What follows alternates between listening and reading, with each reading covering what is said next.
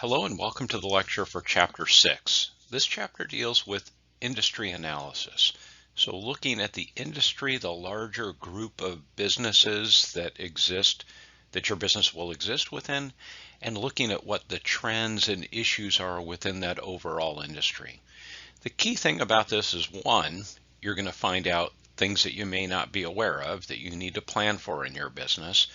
Generally, trends that are affecting the overall industry are going to affect your business as well, both positive and negative. Secondly, readers of your business plan are going to be expecting you to be aware of things that are affecting the overall industry.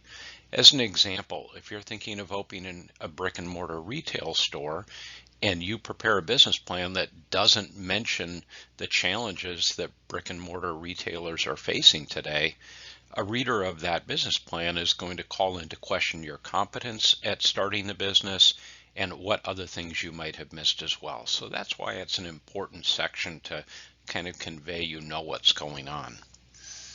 So a little bit first about research in general. Many of you already know this from other classes. So primary research is when you talk directly to people, you talk directly to customers, you talk directly to competitors, you talk directly to people that are associated with the business you're thinking of starting, and you collect that research directly. Secondary research, in contrast, is when you're looking at material that other people have prepared. So based on their primary research. So articles on trade association websites, things that you learn through Google searches, those sorts of things are examples of secondary research. Another way of doing research is personal observation. I encourage all of you to shop your competitors.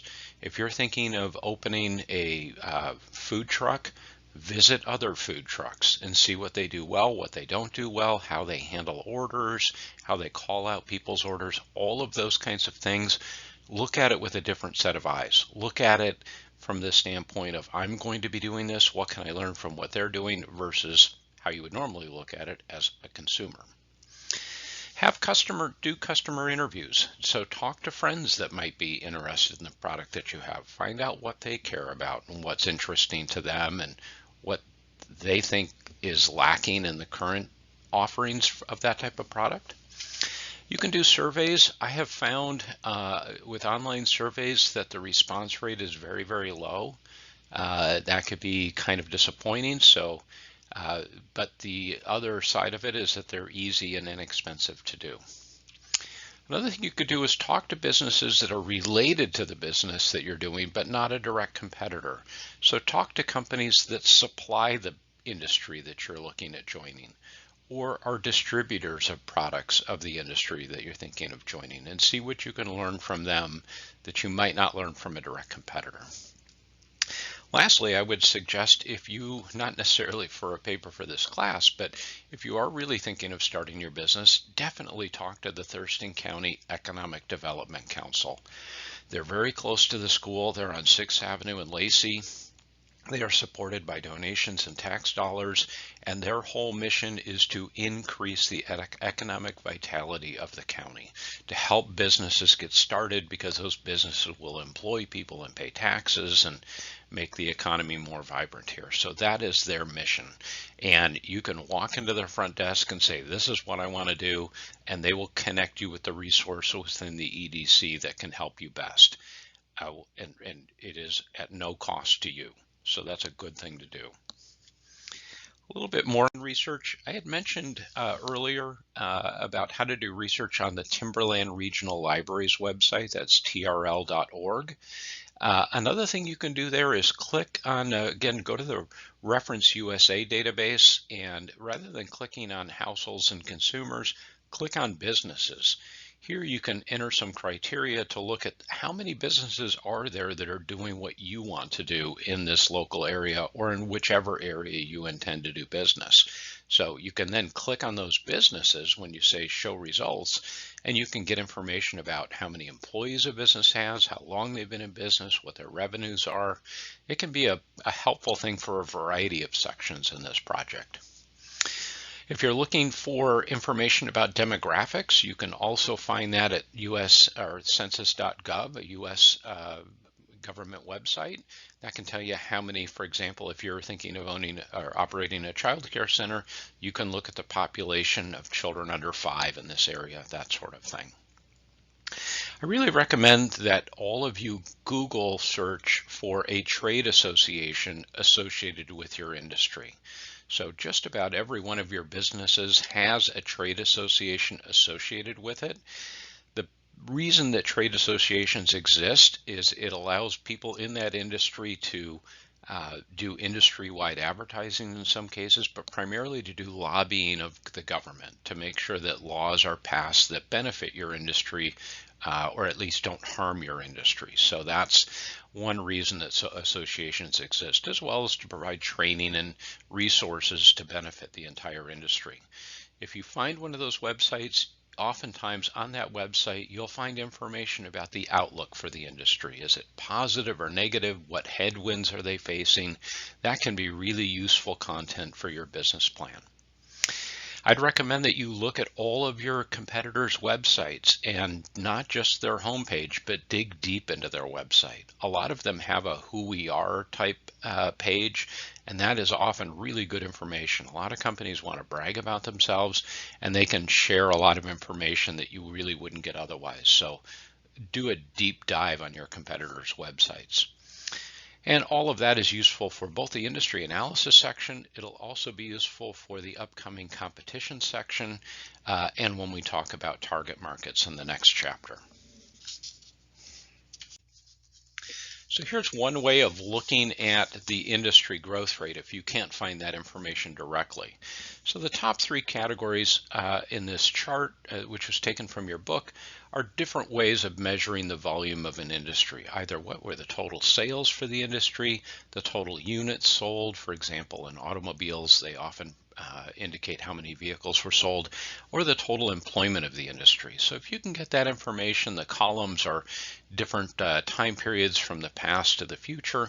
If you can get that information, you can then calculate what the growth rate of the industry is.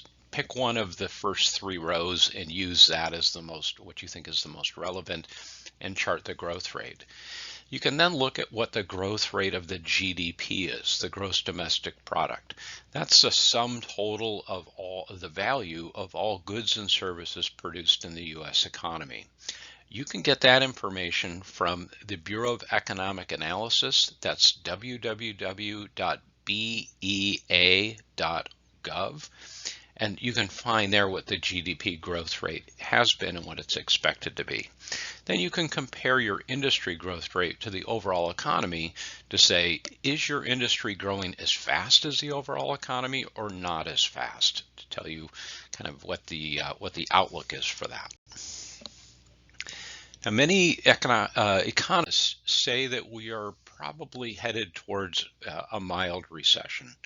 And so it's good to look at how your industry would fare in those kinds of circumstances.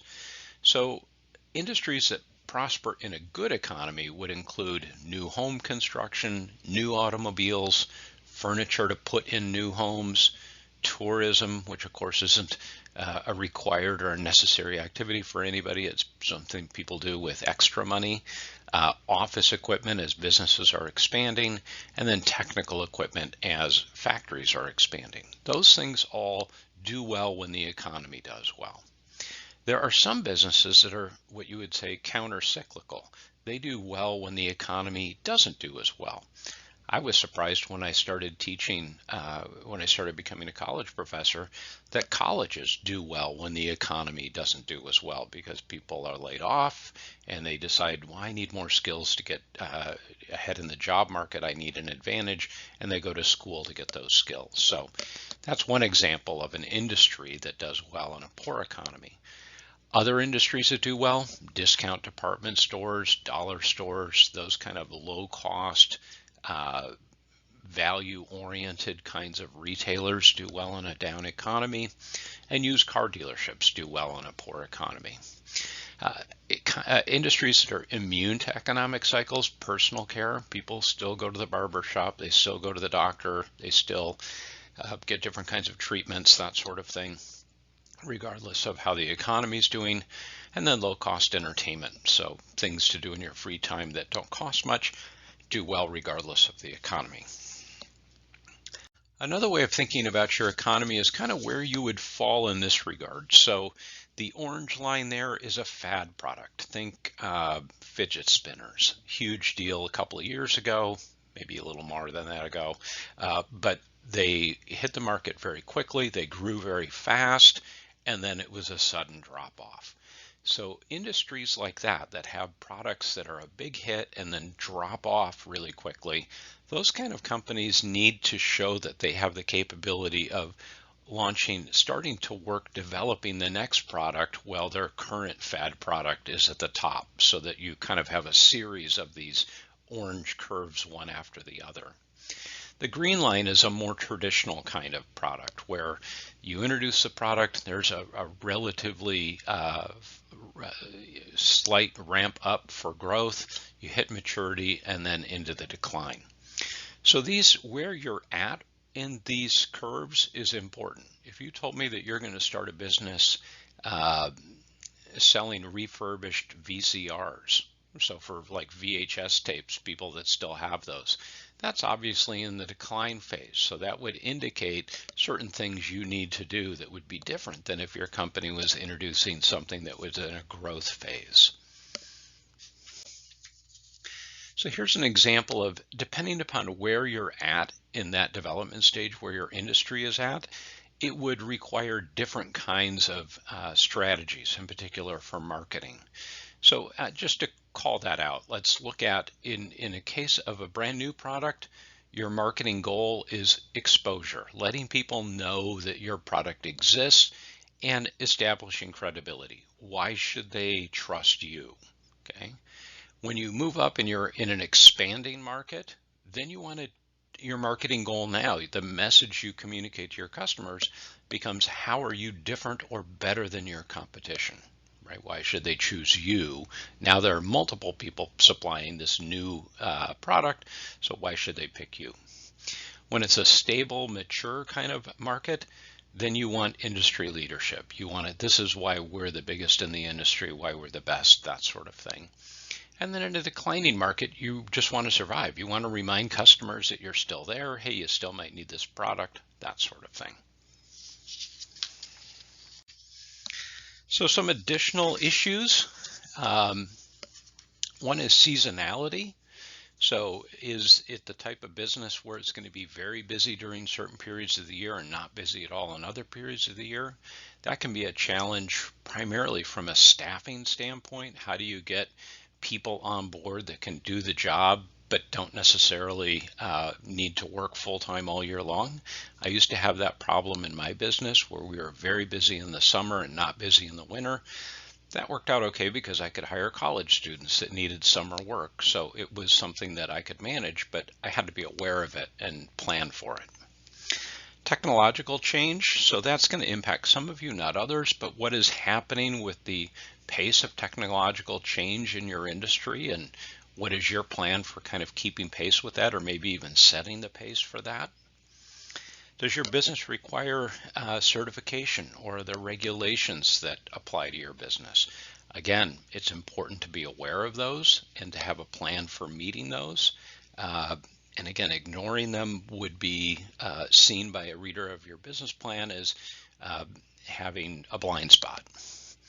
Supply and distribution channels, that's really important because there oftentimes are restrictions there that end up being obstacles for your business. So if you're supplying a physical product, you'll need supplies of raw materials. So where are you going to get those? Who's going to sell to you?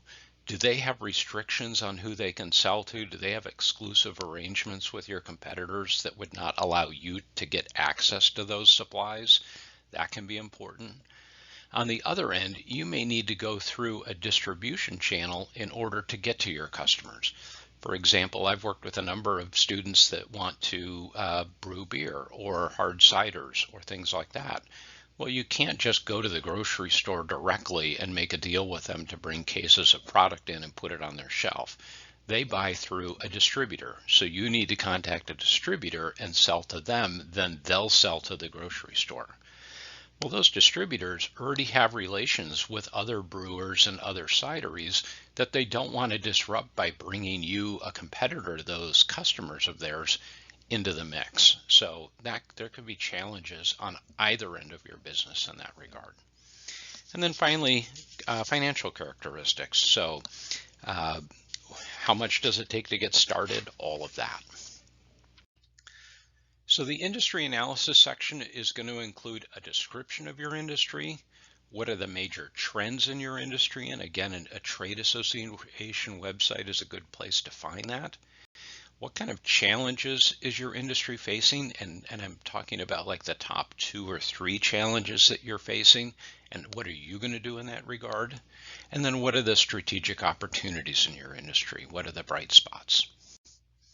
So here's the next couple of slides are just pages from your textbook at the end of the industry analysis section that gives you kind of a blueprint or a template that you can follow for this section. So read through that, think about each paragraph with the bold heading there, what they're trying to convey, and be thinking in your mind, well, what would I want to convey about my particular business? So these next few slides are just a depiction of that. So lastly, I want to show you, this is the grading rubric. So this is, I will use this to determine the grade for your segment. You can see if everything exceeds the standard, then that would be the full 25 points. So you can see I give relatively little points associated with grammar, sentence structure, spelling, and punctuation, but it does count for something. So if you have questions, as always, please don't hesitate to reach out. Thank you.